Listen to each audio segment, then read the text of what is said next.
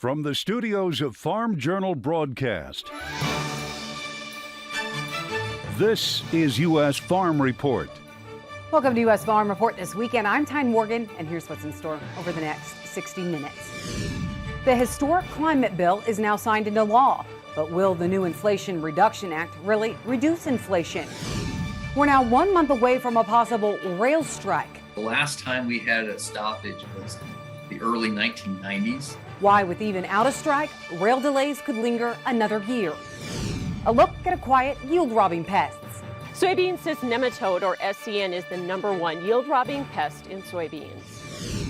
And checking in on Georgia's youngest certified farmers, still winning over hearts of many. And in John's world, how not to solve the chip shortage.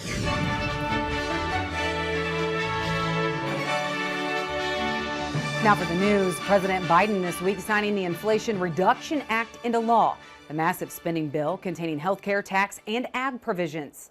The package includes around $38 billion for agriculture, with $19.5 billion for conservation. Biofuels scored $13.3 billion for Farm Bill energy title programs, such as $3 billion for renewable energy projects in rural areas. Plus, the extension of the $1 per gallon tax credit for blending biomass-based diesel, so both biodiesel and renewable diesel. In addition, it does establish a sustainable aviation fuel tax credit. The president, along with the administration officials, hitting the road to talk about the plan. That includes Ag Secretary Tom Vilsack and U.S. Trade Representative Katherine Tai. This is going to help nearly 300,000 farms and ranches across the United States implement conservation strategies on approximately 125 million acres. Administration officials say the act will reduce the deficit and be paid for through new taxes, including a 15% minimum tax on large corporations and a 1% tax on stock buybacks. Not a single Republican voted in support of the plan, many saying that it will only fuel inflation. Senate Minority Leader Mitch McConnell saying that Democrats are catastrophically out of touch with what American families actually care about. Well, as U.S. rail companies and rail workers continue labor discussions in the U.S., the grain industry warns that the U.S. is just 1 month away from a possible rail strike. Just this week, the White House appointed a Presidential Emergency Board released a recommendation for both the rail workers as well as rail companies. Those recommendations were done as part of the ongoing collective bargaining process. Now, both sides have 30 days to either accept or decline those recommendations. If the rail companies and rail workers don't agree with what the board outlined, then rail workers can go on strike starting September 16th. The last time we had a stoppage was in the early 1990s. And Congress, I believe it lasted 1 day, maybe 2 days before Congress passed a bill prohibiting a lockout or strike. And essentially the two sides had to then go back to work on reaching agreement. So Congress has a lot of power here, and we would like to think that they're going to exercise it. Fisher warns even if a labor strike is averted in mid-September, rail delays are so severe, he thinks it'll take another year to get shipping times back to normal. Severe drought conditions are drying up the Colorado River, and that means dramatic and mandatory water cuts are coming to parts of the West. The Colorado River and its tributaries flow through 7 states, supplying water and hydropower to millions of people. It also helps irrigate more than 5 million acres of farmland. The federal government announcing the Colorado River will operate at a Tier 2 shortage condition starting in January.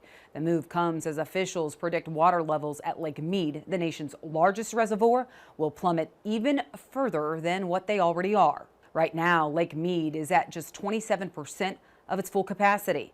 The Tier 2 shortage means Arizona and Nevada will have to cut their water use starting at the beginning of the year. Arizona facing the largest cuts, about 21% of its yearly allotment of water from the river. Nevada, 8%, and northern Mexico by 7%.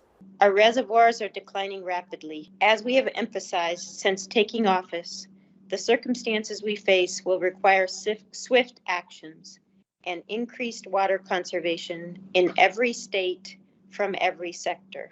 Experts say by January, Lake Powell will be at a level that is just 32 feet above its ability to generate electricity.